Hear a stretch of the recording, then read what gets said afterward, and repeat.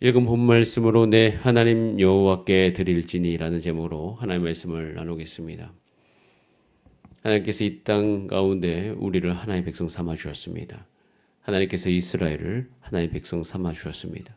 하나님께서 이스라엘을 하나님의 백성 삼아 주셔서 하나님이 약속하신 그 땅으로 인도하고 계십니다. 하나님께서 그 땅으로 인도하고 계시면 그 땅을 이스라엘 백성 가운데 주시고자 함입니다. 자, 그런데 왜 주시는가? 그것은 그 땅에 거할 때 그 땅 안에서 하나님을 따라가는 백성 되게 하기 위해서 하나님께서 그 땅을 그들에게 허락하신 것입니다. 그래서 원래 그 땅에 가는 것, 그 땅을 찾는 것 자체가 사실은 목적이 아니에요. 그 땅 안에서 하나님을 따라가는 삶, 하나님을 섬기는 삶, 이것이 하나님께서 원하시는 목적인 것이에요. 그런데 우리는 그 땅에 들어가면서 이스라엘 백성들이 헷갈리는 경우가 있습니다. 그 땅 자체가 목적이 되는 경우가 있어요. 여러분, 우리는 이 신명기를 읽으면 읽을수록 하나님의 마음이 느껴지지 않습니까? 그 땅이 목적이 아니라는 사실을. 그 땅은 하나님께서 주시는 거예요. 하나님께 주신다고 표현하는 것은 그것은 우리 힘으로 얻을 수 있는 것이 아니요 은혜로 이미 하나님께서 허락하셨다라는 것이에요. 그런데 하나님께서 은혜로 허락하신 것에 우리의 목적이 있으면 안 되죠. 하나님께 주시는 것은 그냥 우리가 잘 받아들이면 되는 거예요. 우리의 진짜 목적은 하나님께서 가지고 계신 우리의 삶을 향한 목적 그 자체가 하나님이 가지고 있는 것처럼 우리도 그것이 우리의 목적 되기를 간절히 소원합니다. 신명기는 읽으면 읽을수록 하나님의 목적에 우리의 목적이 맞춰지도록 하나님께서 우리 가운데 주신 성격인 것이에요. 그래서 우리는 하나님이 가지고 계신 그 목적이 우리의 삶의 목적되도록 우리가 주 앞에 기도하는 저와 여러분 되기를 소원합니다. 하나님이 그것을 기뻐 받으시고 그것을 정말 원하면서 물론 우리가 살다 보면 우리 육체를 입고 사는 동안에 그것이 잘 되지 않을 수 있겠죠. 그러나 여러분 마음이 그것을 원하시기를 바랍니다. 원하시면서 육체가 약한 것은 저는 괜찮아요. 왜냐하면 하나님이 힘 주시거든요. 하나님께 그렇게 주님 나는 원하지만 너무 육체가 연약하다고 주 앞에 나와 기도하는 분들은 하나님께서 반드시 그날 그들을 강하게 하실 것입니다. 반드시 그들에게 하나님의 은혜를 풍성하게 부어 주실 것입니다. 그래서 우리는 그것을 믿으면서 가는 거죠. 정말 어려운 것은 원하지 않는 거예요. 이스라엘 백성이 하나님이 원하시는 것을 원하지 않아요. 신명기를 읽으면 우리의 마음이 이렇게 발가벗겨지는 듯한 느낌이 듭니다. 읽으면 읽을수록 내가 하나님이 원하는 것을 지금 원하지 않고 있구나라는 것이 발견되어지는 성경이 신명기예요. 그래서 이스라엘 백성은 레위기와 신명기를 읽는 동안에 자신의 지금 삶의 태도가 하나님을 향해서 어떻게 되어 있는지를 점검해 볼 수 있었을 것입니다. 오늘 읽었던 본문에 보면 하나님이 싫어하는 브리드가 나옵니다. 근데 이 싫어하는 우상을 섬기고자 하는 그들에게 가까이 와서 꿰는 부류가 있어요. 1절에 보면 하나님의 목적과 완전히 다른 거죠. 선지자나 꿈꾸는 자가 일어나서 어떻게 이야기합니까? 다른 신들을 섬기고자 하거나 다른 신들을 섬겨봐라 이렇게 이야기합니다. 6절에 보면 아주 가까운 사람, 내 형제, 너의 자녀, 내 품의 아내, 너와 생명을 함께하는 친구가 와서 어떻게 해요? 꿰요. 우리가 다른 신을 섬겨보자. 엄청나게 강한 힘이죠. 이렇게 가까운 사람이 와서 꿰면 우리는 들을 수밖에 없어요. 관계가 있기 때문에. 또 게다가 12절에 보면 내 하나님 여호와께서 너에게 주어서 거주하게 하시는 한 성읍, 하나님이 허락하신 곳이에요. 하나님께 은혜를 주신 곳이에요. 거기에서 너에게 소문이 들리기를 하는 이 세 부류가 하나님을 떠나서 다른 신들을 어떻게 해요? 섬기고자 너희를 꾀거든. 이렇게 우리 가운데 영향력 있는 사람, 능력 있는 사람이 우리 가운데 와서 하나님이 허락하시고 하나님의 은혜를 주신 그곳에서 하나님이 가지고 계신 목적과 전혀 상관없는 것들에 대해서 이야기할 때 우리는 어떻게 해야 되겠습니까? 여러분, 우리는 이 땅을 살아가는 동안 하나님이 주신 은혜 안에 거할 때 우리가 조심해야 될 것이 있다는 사실을 꼭 기억하시는 여러분 되시기를 바랍니다. 이렇게 꾀할 때 우리는 어떻게 해야 됩니까? 어제 읽었던 본문 말씀에 이렇게 되어 있는데요. 자, 오늘 어제 읽었던 신명기 한 12장 말씀 잠깐 넘어가 볼까요?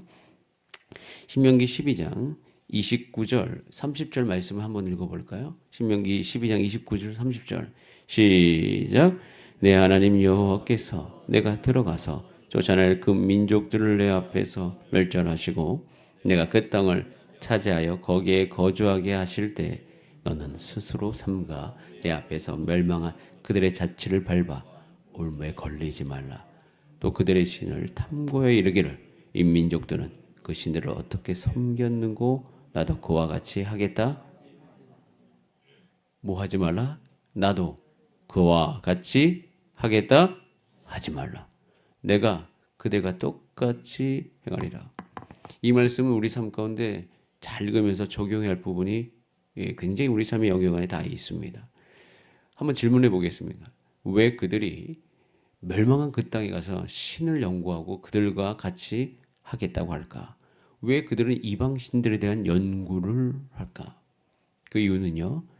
그들이 이스라엘 백성은 새로운 땅에 들어가죠. 새로운 땅에 들어가면 경험해보지 못했던 상황들이 옵니다. 새로운 땅에 와서 새로운 삶을 살 때 그렇기 때문에 모든 상황에 적응하기 위해서 어떻게 하기 위해서? 적응하기 위해서. 어떻게 살았는지를 살펴볼 때에 자연스럽게 그 땅 안에서 그 원래 민족들이 어떠한 신을 섬겼고 그것을 어떻게 해나가는지를 살펴보게 될 수 있습니다. 여러분 그런데 그것이 안 된다는 거예요. 여러분 이것은 우리가 주는 교훈이 굉장히 큽니다. 경계심을 일으켜야 될 일들이에요. 그래서 뭐냐면 이것을 바꿔 얘기하면 이렇게 얘기할 수 있습니다. 우리가 이 땅을 살아가는 동안 저와 여러분은 그냥 성실하게 이 땅 안에서 우리의 주어진 가정 안에서 잘 살려고 노력하고 있는데 내가 하나님과 멀어질 수 있다는 사실이에요.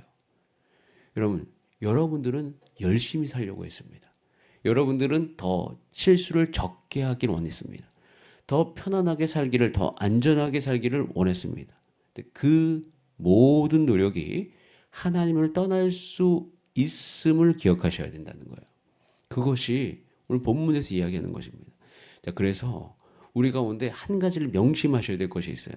새로운 상황에 새로운 적응을 하실 때 꼭 기억하셔야 될 거. 한번 따라할까요? 말씀을 묵상해야 합니다. 여러분, 말씀을 정말 묵상해야 됩니다. 새로운 상황이 올 때 우리는 주 야로 묵상하면서 그 새로운 상황 속에 들어가셔야 됩니다. 여러분들이 지금 예를 들어 새로운 직장, 새로운 관계, 새로운 모든 것에 여러분 가셨을 때 여러분 몸은 긴장 상태입니다. 여러분들은 여러분의 생존 욕구가 있어요. 살려고 할 겁니다. 그러다 보면 당연히 그 상황 속에서 몸부림치면서 살아갈 거예요.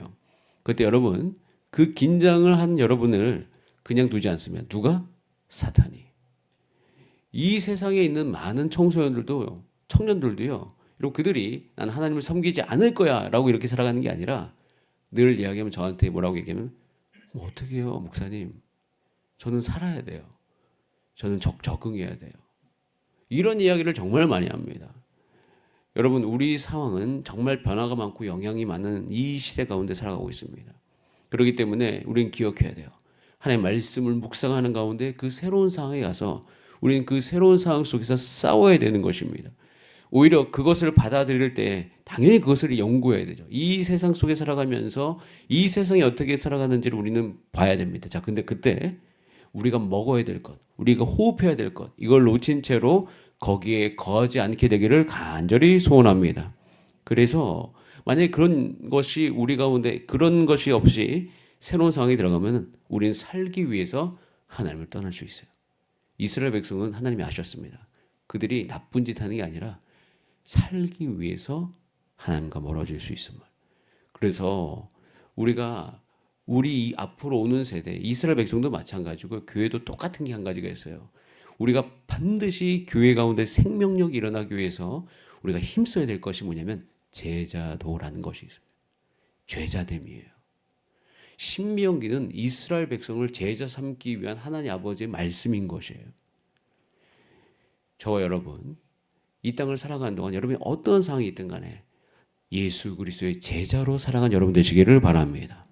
저는 그래서 우리 어린이들, 우리 청소년들을, 우리 청년들을 예수 그리스도의 제자됨에 대해 도전하기를 원합니다.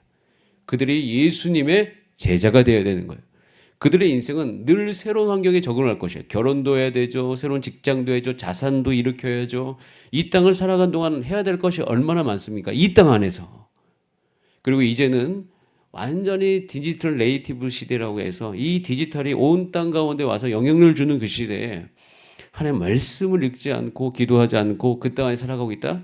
그럼 10중 8구 그들은요 이방 신들에 대한 관심으로 가득합니다. 그럴 수밖에 없어요. 그래서 저와 여러분 꼭 기도하시길 바랍니다. 주님, 우리 안에 예수 그리스도를 따라가고자 하는 제자됨이 일어나게 하여 주시옵소서. 그럼 제자조의 몇 가지 핵심이 오늘 본문에 나와 있어요. 자, 보세요. 2절 말씀 한번 같이 읽어볼까요? 2절 시작. 그가 내게 말한 그 이적과 기사가 이루어지고 너희가 알지 못하던 다른 신들을 우리가 따라 섬기자고 말할지라도. 근데 섬기자고 말하는데 말만 있는 게 아니라 1절에 보면 뭐가 일어나냐면 이적과 기사가 보여요. 하나님이 아닌데 이적과 기사가 있을 수 있음을 이야기하고 있습니다. 즉 거짓 능력이 나타나는 거예요. 거짓 능력이 나타나도 제자됨이란 그 거짓 능력을 분별할 수 있는 것입니다. 여러분 예수님이 공생이 시작하기 전에 시험 받으셨어요. 3번. 여러분 다 아시는 시험 중에 하나가 돌을 떡으로 만들어 봐라. 제가 여러분에게 말씀드렸죠. 돌을 떡으로 만드는 것은 쓸데없는 짓이라고. 그것은 그 능력 자체 때문에 사람들이 혹하는데 그 능력은 정말 쓸데없는 짓이에요. 거짓 능력인 것이에요. 생명을 일으키지 못하는 능력이 얼마나 많습니까? 이 세상 안에. 능력 자체인 것이에요.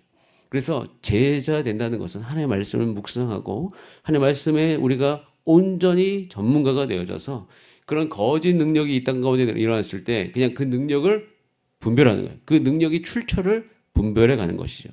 저와 여러분, 우리 주사랑교회 성도님들은 이 땅 가운데 능력이 어디로부터 오는지를 잘 분별해낼 수 있는 그런 예수 그리스도의 제자 되기를 간절히 바랍니다.